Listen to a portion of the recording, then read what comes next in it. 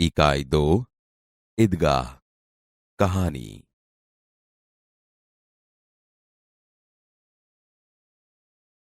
कहानी का श्रवण कीजिए। रमजान के पूरे 30 रोजों के बाद आज ईद आई है। कितना मनोहर, कितना सुहावना प्रभात है।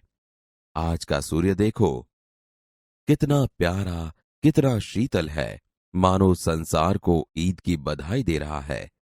गांव में कितनी हलचल है। ईदगाह जाने की तैयारियां हो रही है। किसी के कुर्ते में बटन नहीं है, पड़ोस के घर में सुई धागा लेने दौड़ा जा रहा है। किसी के जूते कड़े हो गए हैं, उनमें तेल डालने के लिए तेली के पास भागा जाता है।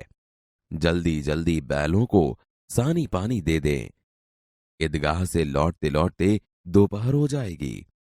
3 कोस का पैदल रास्ता, फिर सैकड़ों आदमियों से मिलना भेंटना। दोपहर के पहले लौटना असंभव है। लड़के सबसे ज्यादा प्रसन्न है। किसी ने 1 रोजा रखा है, वह भी दोपहर तक, किसी ने वह भी नहीं। लेकिन ईदगाह जाने की खुशी उनके हिस्से की चीज है। रोजे बड़े बूढ़ों के लिए होंगे, इनके लिए तो ईद है। रोज ईद का नाम रटते थे, आज वह आ गई। अब जल्दी पड़ी है कि लोग ईदगाह क्यों नहीं चलते। उनकी अपनी जेबों में तो कुबेर का धन भरा हुआ है। बार बार जेब में से अपना खजाना निकाल कर गिनते हैं और खुश होकर फिर रख देते हैं। महमूद गिनता है, 1, 2, 10, 12। उसके पास 12 पैसे हैं। मोहसिन के पास 1, 2, 8, 9, 15 पैसे हैं।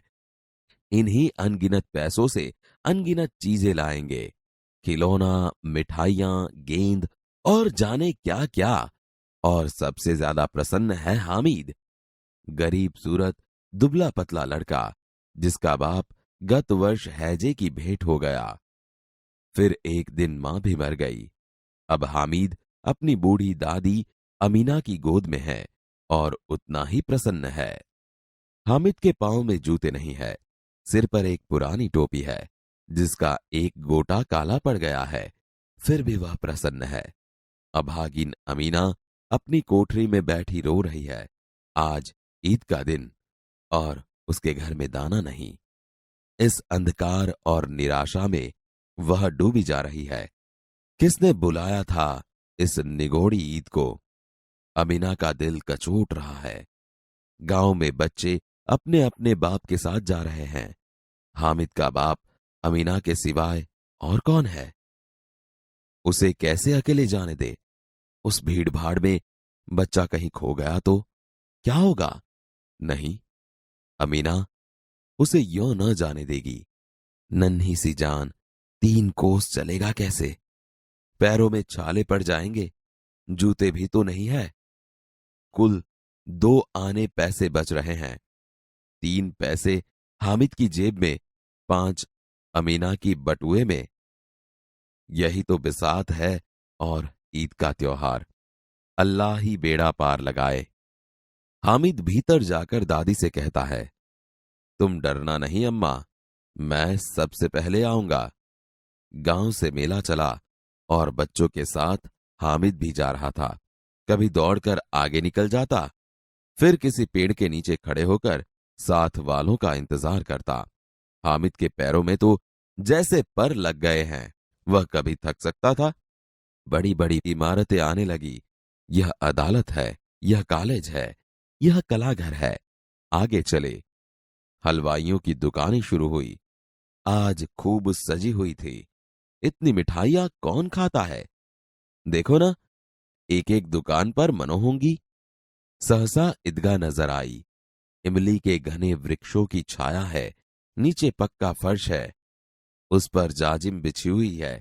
रोजेदारों की पंक्तियां एक के पीछे एक न जाने कहां तक चली गई हैं। यहां कोई धन और कोई पद नहीं देखता। इन ग्रामीणों ने भी वजू किया और पिछली पंक्ति में खड़े हो गए। कितना सुंदर संचालन है, कितनी सुंदर व्यवस्था। हजारों सिर एक साथ सिजदे में झुक जाते हैं, फिर सब एक साथ खड़े हो जाते हैं, मानो भ्रातृत्व का एक सूत्र समस्त आत्माओं को एक कड़ी में पिरोए हुए हैं। नमाज खत्म हो गई। लोग आपस में गले मिल रहे हैं। अब मिठाइयां और खिलौनों की दुकानों पर धावा होता है। ग्रामीणों का यह दल इस विषय में बालकों से कम उत्साही नहीं है। यह देखो, हिंडोला है, 1 पैसा देकर चढ़ जाओ। कभी आसमान पर जाते हुए मालूम होता है, कभी जमीन पर गिरते हुए। यह चरखी है। लकड़ी के हाथी, घोड़े और ऊंट छड़ों से लटके हुए हैं। 1 पैसा देकर बैठ जाओ और 25 चक्करों का मजा लो। महमूद, मोहसिन, नूरे और सम्मी इन घोड़ों पर बैठते हैं। हामिद दूर खड़ा है। 3 पैसे तो उसके पास हैं। अपने कोष का 1/3 जरा सा चक्कर खाने के लिए नहीं दे सकता। सब चरखियों से उतरते हैं। खिलौने लेंगे। इधर दुकानों की कतार लगी हुई है। तरह तरह के खिलौने हैं। सिपाही और गुजरिया, राजा और वकील, बिश्ती और धोबिन। वाह, लगता है अब बोलना ही चाहते हैं। महमूद सिपाही लेता है। खाकी वर्दी और लाल पगड़ी वाला, कंधे पर बंदूक रखे हुए, मालूम होता है अभी कवायद किए चला आ रहा है। मोहसिन को भिश्ती पसंद आया। कमर झुकी हुई, ऊपर मशक रखे हुए हैं। मशक का मुंह एक हाथ से पकड़े हुए है। कितना प्रसन्न है, शायद कोई गीत गा रहा है। बस मशक से पानी उड़ेलना ही चाहता है। नूरे को वकील से प्रेम है। काला चौगा, नीचे सफेद अचकन, अचकन के सामने की जेब में घड़ी, सुनहरी जंजीर, एक हाथ में कानून का पोथा लिए हुए, मालूम होता है अभी किसी अदालत से जिरह या बहस के लिए चले आ रहे हैं। ये सब 2-2 पैसों के खिलौने हैं। हामिद के पास कुल 3 पैसे हैं। इतने महंगे खिलौने कैसे ले? खिलौना कहीं हाथ से छूट पड़े तो चूर चूर हो जाए, जरा पानी पड़े तो सारा रंग धुल जाए। ऐसे खिलौने किस काम के? उन्हें लेकर वह क्या करेगा? खिलौनों के बाद मिठाइयां आती है। किसी ने रेवड़ियां ली है, किसी ने गुलाब जामुन, किसी ने सोहन हलवा। मजे से खा रहे हैं। हामिद बिरादरी से पृथक है। अभागे के पास 3 पैसे हैं। क्यों नहीं कुछ लेकर खाता? ललचाई आंखों से सबकी ओर देखता है। मिठाइयों के बाद कुछ दुकानें लोहे की चीजों की हैं, कुछ गिलट और कुछ नकली गहनों की। लड़कों के लिए यहां कोई आकर्षण नहीं है। वे सब आगे बढ़ जाते हैं। हामिद लोहे की दुकान पर रुक जाता है। कई चिमटे रखे हुए हैं। उसे ख्याल आया, दादी के पास चिमटा नहीं है। तवे से रोटियां उतारती है तो हाथ जल जाते हैं। अगर वह चिमटा ले जाकर दादी को दे तो कितनी प्रसन्न होंगी। फिर उनकी उंगलियां कभी न जलेंगी। घर में एक काम की चीज हो जाएगी। खिलौने से क्या फायदा? व्यर्थ में पैसे खराब होते हैं। जरा देर ही तो खुशी होती है। फिर तो खिलौनों की ओर कोई आंख उठाकर नहीं देखता, या फिर घर पहुंचते पहुंचते टूट फूट कर बर्बाद हो जाएंगे। चिमटा कितने काम की चीज है। रोटियां तवे से उतार लो, चूल्हे में सेंक लो। कोई आग मांगने आए तो चटपट चूल्हे से आग निकालकर उसे दे दो। अम्मा बेचारी को कहाँ फुर्सत है कि बाजार जाएं, और इतने पैसे ही कहाँ मिलते हैं। रोज हाथ जला लेती है। हामिद के साथी आगे बढ़ गए हैं। सबील पर सब शरबत पी रहे हैं। देखो, सब कितने लालची हैं। इतनी मिठाइयां ली, मुझे किसी ने एक भी न दी। उस पर कहते हैं, मेरे साथ चलो, मेरा यह काम करो, मेरा वह काम करो। अब अगर किसी ने कोई काम करने को कहा तो पूछूंगा, खाएं मिठाइयां? आपका मुंह सड़ेगा, फोड़े फूसियां निकलेंगी, आप ही जबान चटोरी हो जाएगी। तब घर से पैसा चुराएंगे और मार खाएंगे। अम्मा चिमटा देखकर मेरे हाथ से लेंगी और कहेंगी, मेरा बच्चा अम्मा के लिए चिमटा लाया है, कितना अच्छा लड़का है। इन लोगों के खिलौनों पर कौन इन्हें दुआएं देगा? बड़ों की दुआएं सीधे अल्लाह के दरबार में पहुंचती है और तुरंत सुनी जाती है। मेरे पास पैसे नहीं हैं तो क्या, मैं गरीब सही, किसी को कुछ मांगने तो नहीं जाता। उसने दुकानदार से पूछा, यह चिमटा कितने का है? 6 पैसे लगेंगे। हामिद का दिल बैठ गया। फिर भी बोला, ठीक ठीक बताओ। ठीक ठीक, 5 पैसे लगेंगे। लेना है तो लो, नहीं तो चलते बनो। हामिद ने कलेजा मजबूत करके कहा, 3 पैसे लोगे? और वह आगे बढ़ गया ताकि दुकानदार की घुड़कियां न सुने। लेकिन दुकानदार ने घुड़कियां नहीं दी, बुलाकर चिमटा दे दिया। हामिद ने उसे इस तरह कंधे पर रखा मानो बंदूक है। फिर शान से अकड़ता हुआ संगियों के पास गया। मोहसिन ने हंसकर कहा, यह चिमटा क्यों लाया बुद्धू? इसका क्या करेगा? हामिद ने चिमटे को जमीन पर पटक कर कहा, जरा अपना भिस्ती तो जमीन पर गिराओ, सारी पसलियां चूर चूर हो जाएं बच्चों की।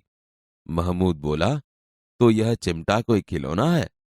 हामिद, खिलौना क्यों नहीं है?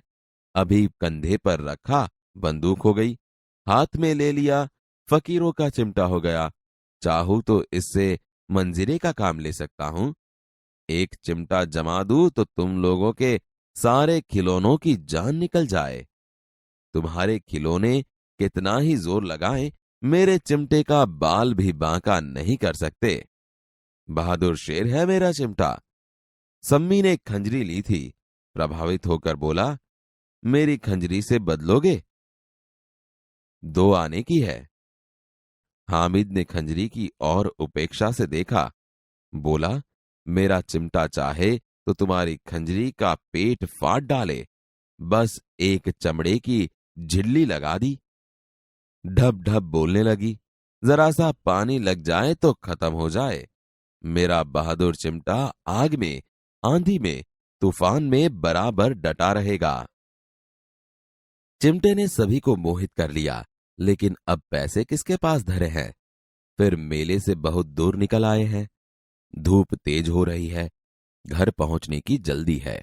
बड़ों से जिद करे तो भी चिमटा नहीं मिल सकता। हामिद है बड़ा चालाक, इसलिए उसने अपने पैसे बचा रखे थे। औरों ने 3-3, 4-4 आने पैसे खर्च किए, पर कोई काम की चीज न ले सके। हामिद ने 3 पैसों में रंग जमा लिया।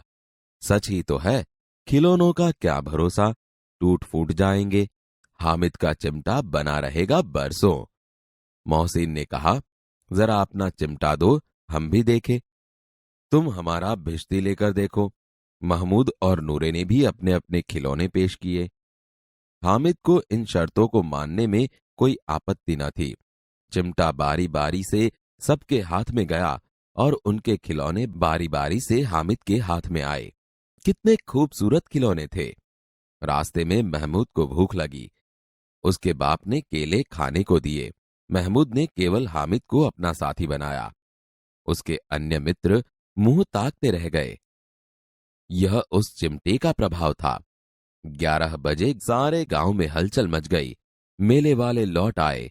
मोहसिन की छोटी बहन ने दौड़कर भिश्ती उसके हाथ से छीन लिया और मारे खुशी के उछली तो मियां भिश्ती नीचे आ रहे और सुरलोक सिधारे। मियां नूरे के वकील का अंत इससे भी ज्यादा गौरवमय हुआ। वकील जमीन पर या ताक पर बैठ नहीं सकते, उनकी मर्यादा का विचार तो करना ही होगा। दीवार में 2 खूंटियां गाड़ी गई, उन पर लकड़ी का एक पटरा रखा गया। पटरे पर कागज का एक कालीन बिछाया गया। वकील साहब राजा भोज की भांति सिंहासन पर बिराजे। नूरे ने उन्हें पंखा झलना शुरू किया। अदालतों में खस की टट्टियां और बिजली के पंखे होते हैं, क्या यहां मामूली पंखा भी न हो? बांस का पंखा आया और नूरे हवा करने लगा।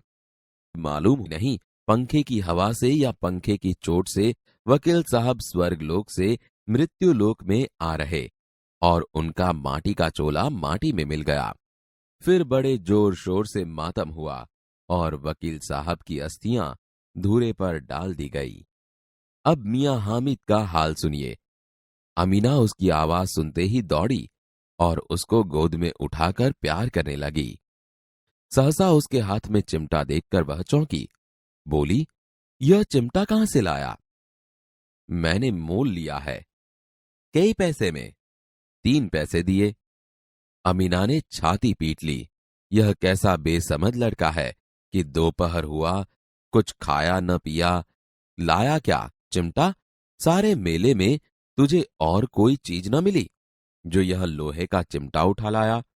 हामिद ने अपराधी भाव से कहा, तुम्हारी उंगलियां तवे से जल जाती थीं, इसलिए मैंने लिया। बुढ़िया का क्रोध तुरंत स्नेह में बदल गया। बच्चे में कितना त्याग, कितना सद्भाव और कितना विवेक है। दूसरों को खिलौने लेते और मिठाई खाते देखकर इसका मन कितना ललचाया होगा। इतना जब्त इससे हुआ कैसे? अमीना का मन गदगद हो गया। वह रोने लगी। दामन फैलाकर हामिद को दुआएं देती जाती थी और उसकी आंखों से आंसू की बड़ी बड़ी बूंदें गिर जाती थीं।